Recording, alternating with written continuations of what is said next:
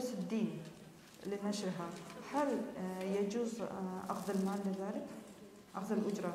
دин үйрөткөндө дейт акча алсак болобу дейт. Мисалы биз араб тилин үйрөткөндө биз дагы место алабыз да аренда төлөйбүз дейт.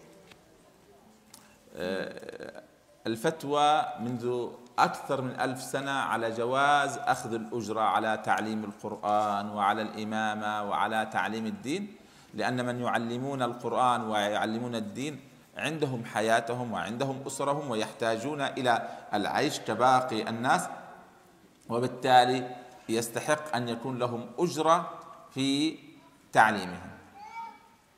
Бул нерсеге качан эле фатва берилген, бул нерсеге качан өкүм чыккан дейт. Илим берген, окуткан адамдар дагы дейт, алардын дагы өзүнүн жашоосу бар дейт, алардын дагы өзүнүн тиричилиги бар дейт. Ошондуктан бул нерсеге акча алса болот дейт. Бул нерсеге акча алса акылуу болуп саналат. Доктор, أكثر النساء يسألن يريدون منك الدعاء وفي ناس مرضى وعندهم عادتنا هذا يطلبون بس أحكام أخرى أيضا. ماذا قلت عن الكلية؟ سألوا يسألون عن الكلية كيف القبول، ما هو الشروط، ومن أي سنة القبول، هل محدودة العمر أو مطلقا يجوز للجميع؟ عن الكلية ممكن. نعم. قليلا. طيب. بسم الله. اسأل. نعم. كثير من الأسئلة التي وردت تسأل عن الدراسة في الأردن وعن الكلية. هذا شيء نتمنى أيضا أن يحصل لكم، أن يحصل التعليم بطريقة قوية متميزة حتى يكون الأثر أكبر وأفضل. Бул нерсени үйрөнгөндө көбүрөөк жакшы укпай калдым, субханалла, могу суроолор менен алышып атып. انشغلت بالأسئلة. أعيدي، ركزي معي أفضل. أنت شوشك أرسبك. نعم، هو مستعجل. أعمل قلق. أعيد الكلام حتى تترجمي. نعم. طيب.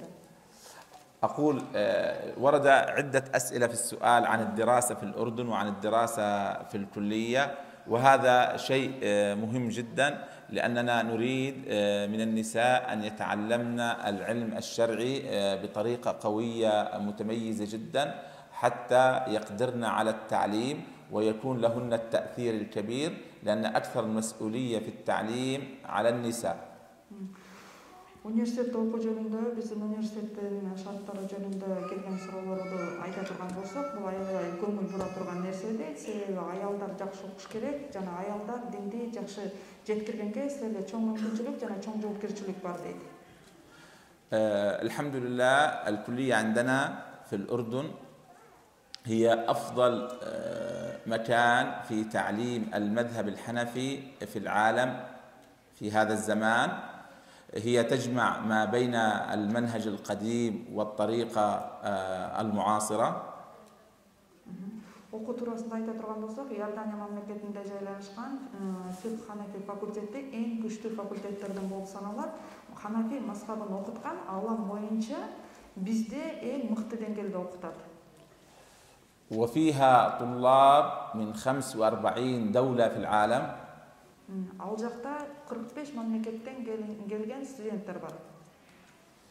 ودراسة الفقه متميزة فيها ومتمكنة بحيث يقدر الشخص على فهمه بطريقة صحيحة وبلسان عربي وتقديمه للناس على أفضل هيئة وصورة. Ал жерде ушундай жакшы деңгээлде окутат дейт. Жакшы сүрөттө үйрөнө аласыңар жана жакшы сүрөттө дагы башка адамдарга дагы үйрөтө аласыңар. Себеби биздин программа дейт жана хужравый тартип деп коет го илгеркилерде. Илгерки баягы медреселерде окуткан. Ошол тартип менен азыркы современный, азыркы биздин замандагы тартип экөө бири-бирине айкаш келип, экөөнү бири-бирине жакшы келиштирилип жасалган программанын негизинде окутулат.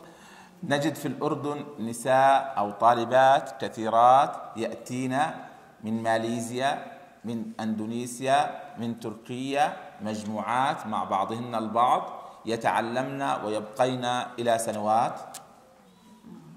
Мисалы ала турган болсок, биз айтпадыкпы, көптөгөн 45 мамлекеттей жерден динди биздин факультетте окуганга студенттер келет деп.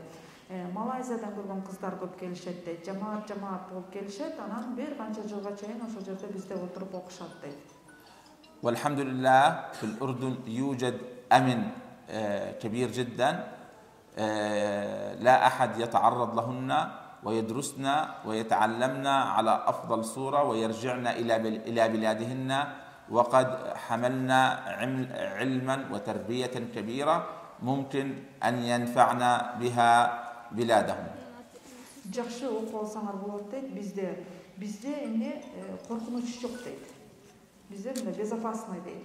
Аялдар келип окуганга. Бизде Малайзиядан көп жерлерден келип канча жыл отуруп окуп кетишет, жана жакшы илим берилет дейт. Өтө мыкты деңгээлде, чындыгында өтө мыкты деңгээлде биз ошол жерде окуган студенттербиз.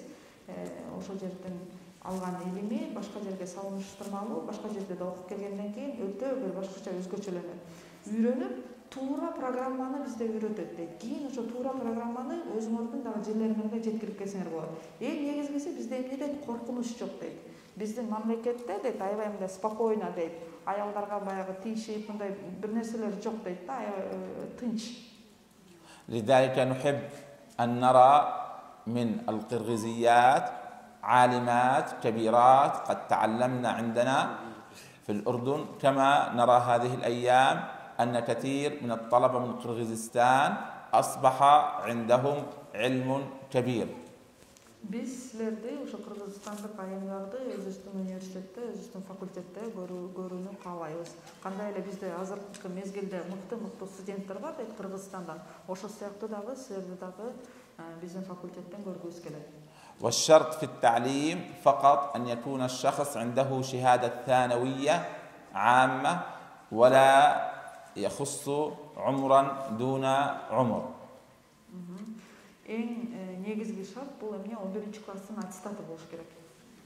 فنسأل الله عز وجل أن نرى كثيرا منكن ومن أصحابكن يدرسن في الأيام القادمة معنا في عمان إن شاء الله. هل لازم أن نذهب؟ هل يشترط المحرم لو ذهبنا إليكم للدراسة؟ هذا السؤال كثير يتكرر.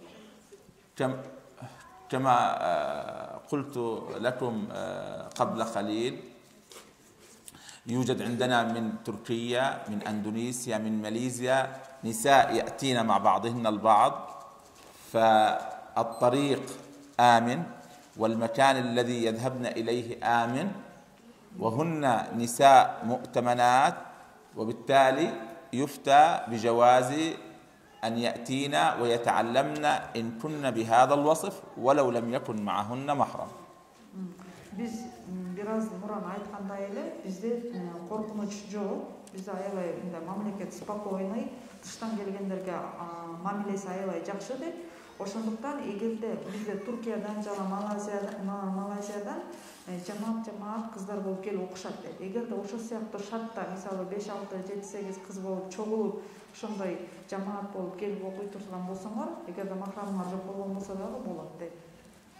أترك هذه الكتب للأستاذة مريم حتى تعرفوها، تصوروها، ثم في الأيام القادمة تدرسوها إن شاء الله مع الطالبات هنا. جيد؟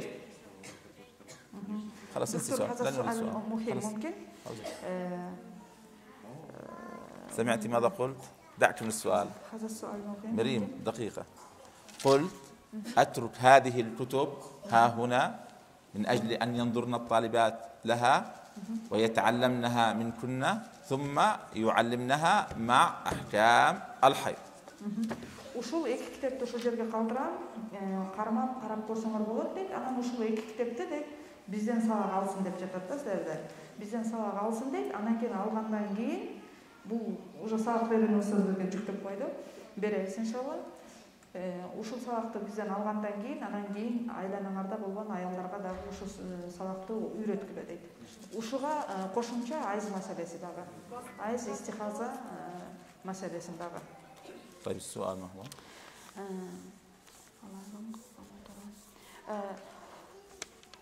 عن حقوق النساء في التعليم.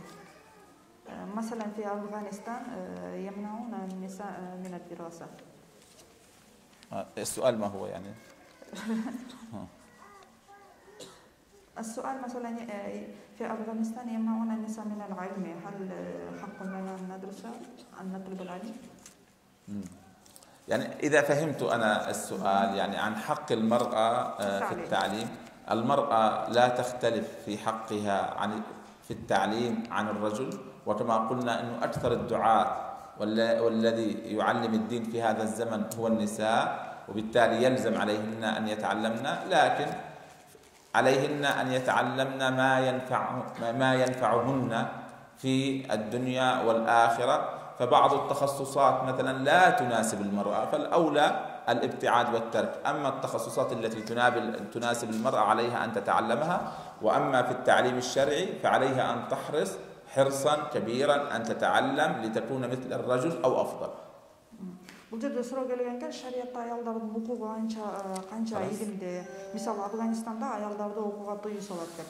Аял киши менен эркек кишинин илим талап кылганда эч кандай айырмачылыгы жок. Эркек адам кандай илим талап кылуу ага милдеттүү болгон болсо, аял кишиге дагы ошондой. Анан илим окуганда, илим дегенде шариат илимин гана айтпайбыз да, биз бардык илимдерди айтабыз. Ошол шариат илиминен тышкары башка илим болгондо аялдын өзүнүн табиятына жараша илим болуш керек. طيب دعاء خلاص دعاء. نعم هذا وكثير يسألون عن البنوك. في عندنا يوجد طريقة مثلا يدفع عند شراء البيت أو السيارة مثلا يدفعون 15% أو 20%، وحسب ما دفعت تنتظر، مثلا كل ما دفعت أكثر تنتظر أقل. هل هذا في ربا أم لا؟ يعني الصورة غير واضحة، لكن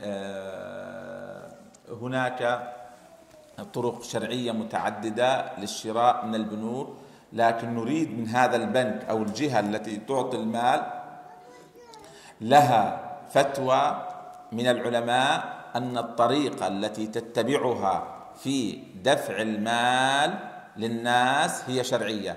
إن لم يكن هناك إفتاء من العلماء أن هذا البنك، هذه المؤسسة، الطريقة التي تتعامل بها موافقة للشريعة، سيكون ربا. إذن يحتاج الفتوى من إدارة دينية مثلا لا يوجد عندهم أي الأوراق، هم بس لأنفسهم يحكون أنهم يعني على طريق الشريعة، يعني كله حلال، لا يوجد يعني ربا. بس طريقته دكتور مثلا حسب ما دفعت، كل ما دفعت أكثر ستحصل إلى البيت أو السيارة أسرع، مثلا 15% أو 20%، وكل ما دفعت أقل تتأخر. ليس المشكلة أنني دفعت 5 أو 10 أو 20، المشكلة الآن في العقد الذي بيني وبينهم، هل هذا العقد فيه ربا أو ليس فيه ربا؟ يعني اشتريت البيت ب100,000، هل إذا لم أدفع يزيد أو لا يزيد؟ يعني هناك ضوابط معينة لابد أن نتأكد من صورة العقد كاملة، هل صحيح أو غير صحيح. إذا أحببت يعني فيما بعد يعني أخبريني ما هي الصورة تماما وأنا أخبركم الحكم إن شاء الله. طيب. көп суроо келген, бир ихсан атабы, ихлас атабы, баягы канча процентин төлөсөң, ошого жараша, мисалы 15-20% төлөсөң, канча көбүрөөк төлөсөң, ошончо тезирээк үйгө жетет экенсиң жана машинеге жетет.